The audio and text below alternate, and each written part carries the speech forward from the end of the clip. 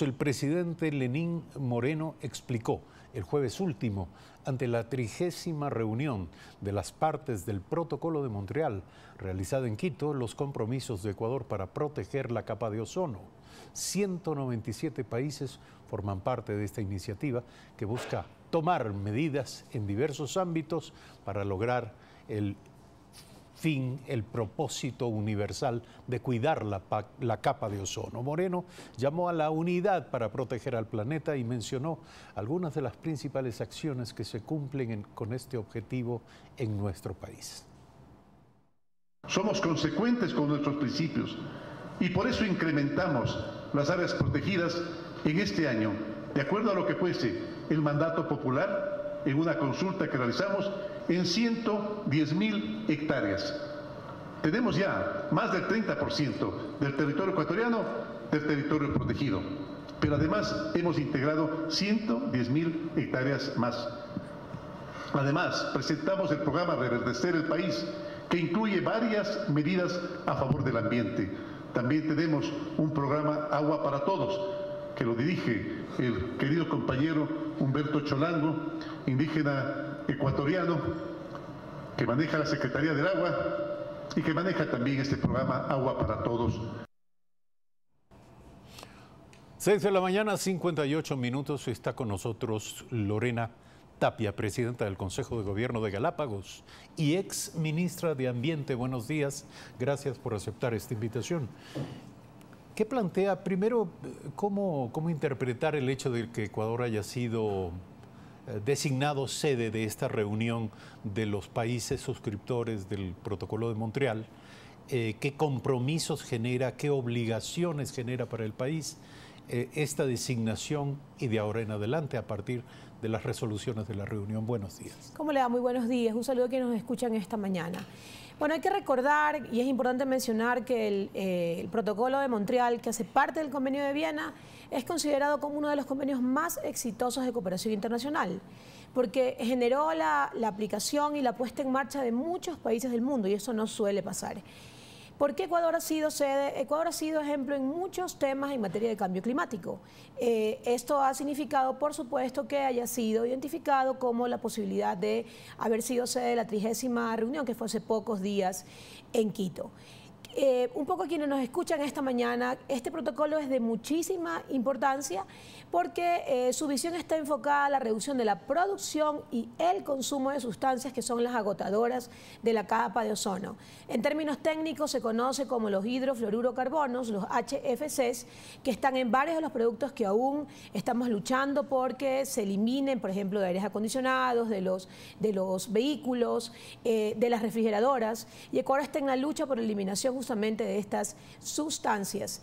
Ahora bien, decir que en este espacio de la 30ª reunión uno de los principales objetivos fue discutir una enmienda que se le conoce como la enmienda de Kigali. ¿Qué quiere la enmienda de Kigali? Lo que quiere la enmienda de Kigali es proponer otra vez la eliminación de la producción y el consumo de hasta más de un 80% en los próximos 30 años de estas sustancias que le acababa de mencionar, de los HFCs.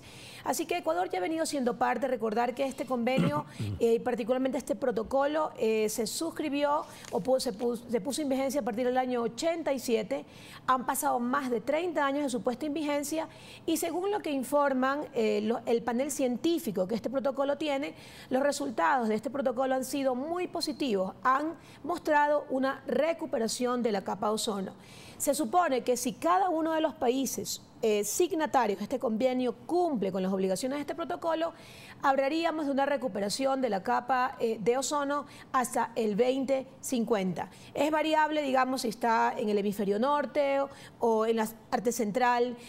Es distinto digamos, en las zonas de los polos árticos, donde la recuperación tomará más tiempo. Ahora, ¿pero qué ocurre con los principales contribuyentes en materia de emisiones de gases de efecto invernadero?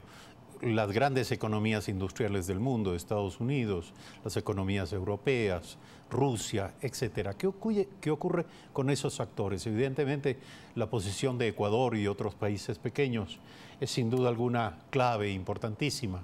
pero no es fundamental a la Correcto. hora de esta reducción. Bueno, hay que recordar que este protocolo se suscribió mucho antes de lo que fuese el Convenio de París, del que sí es específicamente de cambio climático, y ahí se aborda, en materia de su pregunta, una responsabilidad que se llama responsabilidades comunes pero diferenciadas, es decir, cuánto le corresponde a cada país del mundo ejecutar acciones frente al cambio climático en función de las responsabilidades en las que es parte. Por supuesto, Ecuador es marginalmente responsable, pero pese a ello ha venido históricamente ejecutando acciones de adaptación y mitigación para el cambio climático. Más bien un llamado a las potencias mundiales.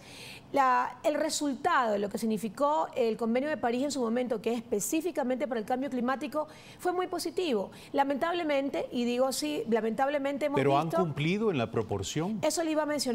Lamentablemente, luego de la suscripción hay países potencias en el mundo que, a pesar de haber suscrito luego del cambio de sus autoridades, de sus máximas autoridades, se han visto más que nada limitadas. Cuando usted mira cambio climático, uno de los factores más importantes es la financiación, la transferencia de tecnología, y eso no se ha visto en la dinámica que se hubiera esperado. El Fondo Verde Climático que se ha constituido no ha tenido el alcance o el éxito que se hubiera esperado. Sin embargo, hay que mencionar que Ecuador ha sido muy activo, ha logrado el financiamiento a través del Ministerio del Ambiente de proyectos de adaptación y mitigación que han venido siendo un ejemplo por política de aplicación frente a la lucha del cambio climático. Pero por supuesto, la respuesta es no.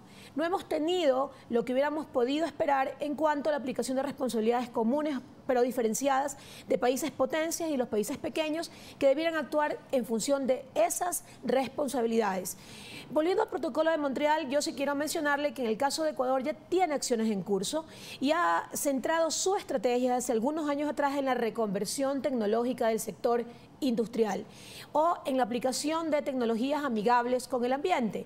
Por ejemplo, usted tiene hoy en funcionamiento un sistema automático de licencias de importación que le permiten, tener estadísticas, datos de aquellos productos que contienen sustancias que están prohibidas de acuerdo al protocolo de Montreal, y el Ecuador ha sido muy activo. Recordar que este protocolo sí tiene un fondo de financiación. ¿Qué productos están incluidos en esta lista? De nuevo, los que tienen sustancias como los hidrofluorocarbonos, que la mencionaba, o también existen otros, que estos se denominan HFCs, pero hay otros tipos de productos como, por ejemplo, los CFCs, que le decía que están en los aire acondicionados, de los vehículos, en las refrigeradoras, y aquí el Ministerio de Industrias ha sido muy activo, lleva algunos años en el cambio de esta transición, le decía, reconversión tecnológica del sector industrial, para hablar ya de aires acondicionados o refrigeradoras libres de estos productos que generan justamente... ¿Eso es posible? Eso es posible, por supuesto.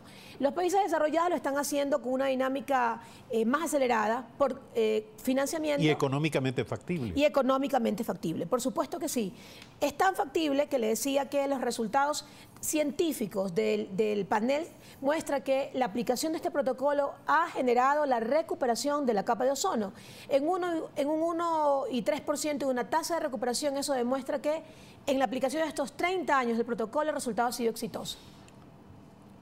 La naturaleza responde con generosidad, a pesar de que el esfuerzo de la humanidad todavía no está al nivel de los compromisos.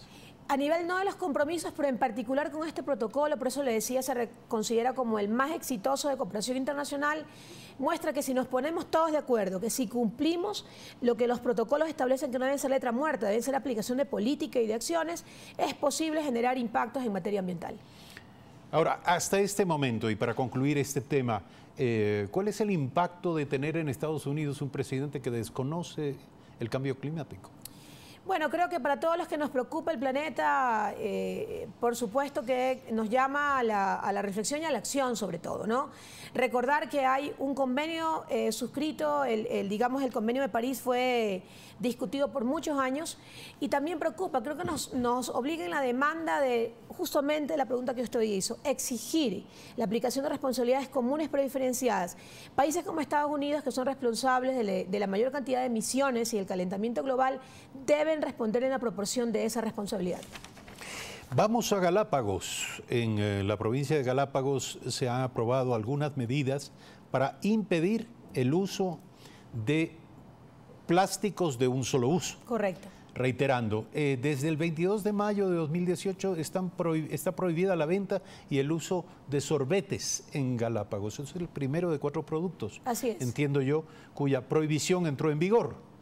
Y se decía que hasta el 21 de agosto, además de los sorbetes, se impedirá la introducción de fundas tipo camiseta, envases de polietileno y botellas no retornables. Correcto. Ya han pasado estas fechas. ¿Cuál es el balance de la aplicación? Bueno, el balance ha sido extraordinariamente positivo. Ha habido un compromiso de la población y de sus autoridades en la aplicación de esta medida. Recordar que la estrategia siempre fue no usar un discurso de obligatoriedad, sino de trabajar consensuadamente con la población para identificar medidas alternativas. ¿Qué dijimos? En la aplicación de este calendario, el resultado de la eliminación de plásticos de un solo uso, comenzamos con el sorbete. Tarea cumplida, superada. Usted hoy no encuentra en Galápagos sorbetes plásticos. La segunda etapa fue las fundas tipo camisetas, que son los que tienen digamos, para agarraderas. También absolutamente exitoso. Hemos hecho una transición y paso a otro tipo de uso de fundas que son reutilizables. El tercero, que es Espumaflex, comenzó hace poco. También hemos identificado otros envases que vienen de material vegetal y también es exitoso. Y usted no encuentra tampoco envases de Espumaflex en Galápagos. El último en aplicación será el de las botellas plásticas. Hemos hablado con las empresas grandes que importan y producen la mayor cantidad de productos que se llevan a Galápagos y hemos encontrado una respuesta también muy positiva. Iremos hacia el vidrio, iremos hacia el plástico retornable, lo que le muestra que es posible. Pero le quiero preguntar, aquellos que importan botellas plásticas a Galápagos, en la práctica, hoy por hoy, ¿se hacen cargo de la limpieza, de la recolección de los desechos que provoca su actividad? Bueno, ese es uno de los retos en los que estamos trabajando y cuando usted acude a conceptos ambientales se encuentra justamente con un principio que establece que el productor o el importador se debe ser responsable de la cadena total, es decir, del producto que se produce, que se lleva, que se recicla y en el caso particular de Galápagos que se devuelve a continente para su proceso adecuado. En Ecuador aplica este principio, se crearon varios acuerdos ministeriales, está incluido en el Código Orgánico Ambiental y el reto es que en Galápagos funcione. Probablemente lo que le hace más fácil en Galápagos, por supuesto, es la restricción del territorio más pequeño, los controles que se lo hacen a través del Consejo de Gobierno de Galápagos, me refiero a lo que llega de continente, es sujeto de control tanto en los puertos o aeropuertos de embarque del Ecuador continental como en el lugar que llegan, el momento que llegan a Galápagos. ¿Cómo se aplica la sanción? Hoy por hoy el Consejo de Gobierno, que también es responsable de las competencias de gobernabilidad en Galápagos, me refiero intendentes, comisarios, son los que tienen la facultad de poder sancionar a los que incumplen la normativa justamente de restricción de ingreso de plásticos de un solo uso.